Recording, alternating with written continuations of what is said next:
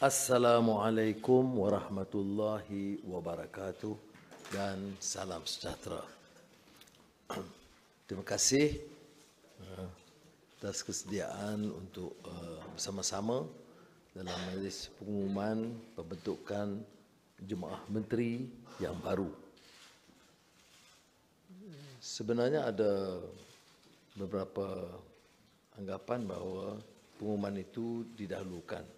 Saya nak jelaskan bahawa saya telah menetapkan dari awal pengumuman adalah 8.15 malam.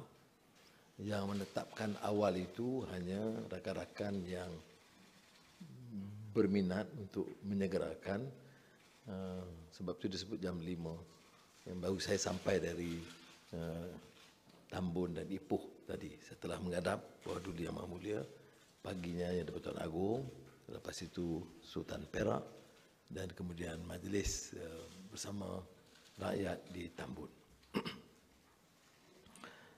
Kabinet ini atau Jemaah Menteri ini adalah Jemaah Menteri Kerajaan Perpaduan. Maka ada beberapa prinsip yang diterima pakai untuk merangkul semua kekuatan induk dan dukungan berikutnya. Kekuatan induk itu adalah Pakatan Harapan yang mencatat jumlah undi terbanyak dan ahli parlimen terbesar. Diikuti oleh Barisan Nasional yang memilih itu bersama dan GPS Sarawak. Ketiga tunggak ini telah sepakat bukan sahaja dalam membentuk Jemaah Menteri, tetapi menetapkan beberapa dasar utama. Governance atau tata kelola yang baik dan juga keutamaan memacu pertumbuhan ekonomi dan mengurangkan beban rakyat dari sudut kos sara hidup. Kesepakatan ini memungkinkan kita kemudian melebarkan jaringan kepada GRS dan sekarang ini selain dari warisan APCO yang sedia ada. Ini bermakna kekuatan kerajaan perpaduan dalam parlimen sudah mencecah sekitar 2/3. Jadi dengan mandat ini ia telah memberi keyakinan kita untuk membentuk suatu barisan jemaah menteri yang lebih padu dan akan bekerja sebagai satu pasukan dan menumpukan perhatian dalam soal pemacuan pertumbuhan ekonomi yang segar dan menumpukan perhatian pada permasalahan rakyat. Dengan ini saya akan mengumumkan Barisan Jemaah Menteri Kerajaan Perpaduan.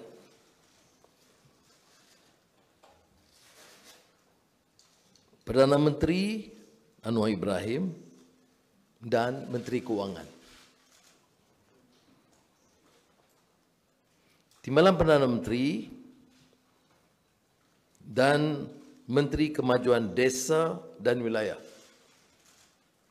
Datuk Seri Ahmad Zahid Hamidi. Timbalan Perdana Menteri dan Menteri Perdagangan dan Komoditi, Datuk Seri Haji Fadilah bin Yusof. Menteri Pengangkutan, Loke Siu Fook atau Anthony Loke.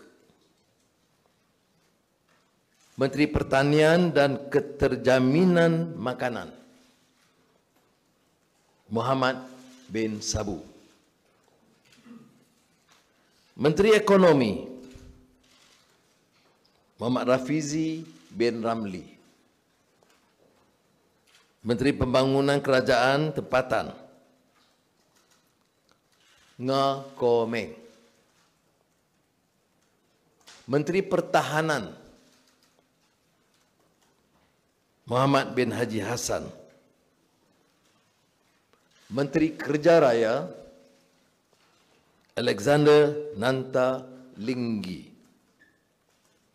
Menteri Dalam Negeri Saifuddin Nasution bin Ismail.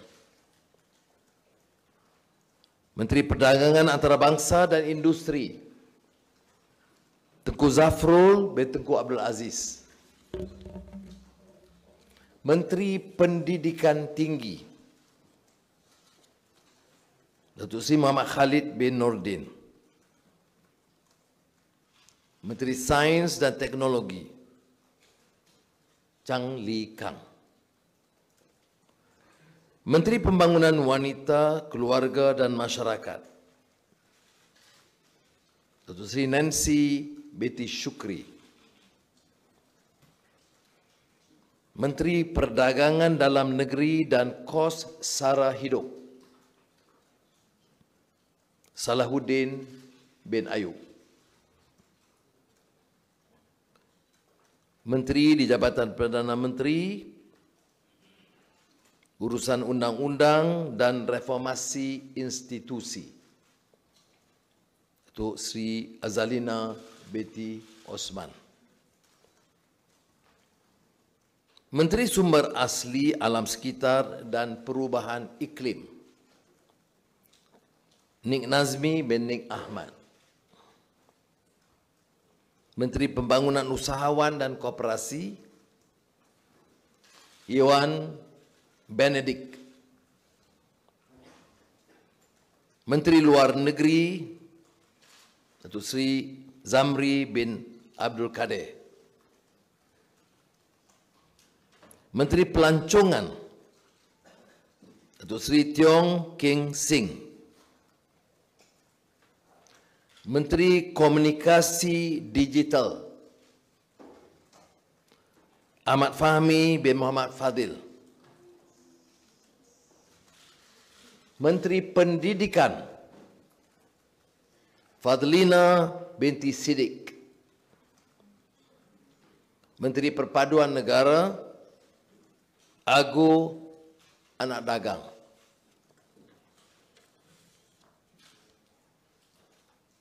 Menteri Agama Ketua Mahkamah Syariah sekarang, Ketua Hakim Mahkamah Syariah Datuk Dr. Haji Muhammad Naim bin Haji Makhtar.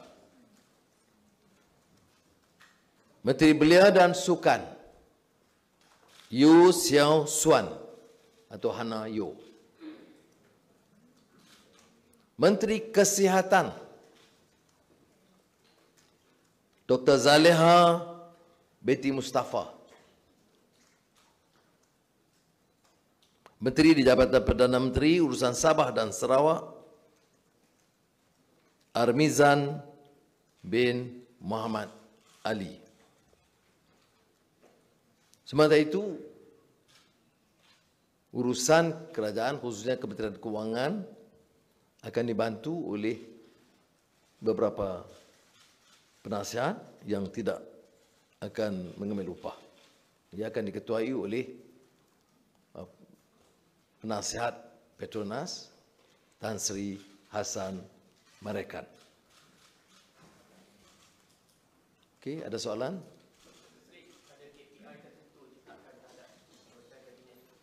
Setelah mengangkat sumpah jam 3 petang esok, insya-Allah, dan diperkenan oleh Kebahaduli Yang Maha Mulia Yang di-Pertuan Agong, saya akan mengadakan pertemuan khas dengan menteri-menteri supaya beberapa peraturan dan hala tuju dan kaedah baru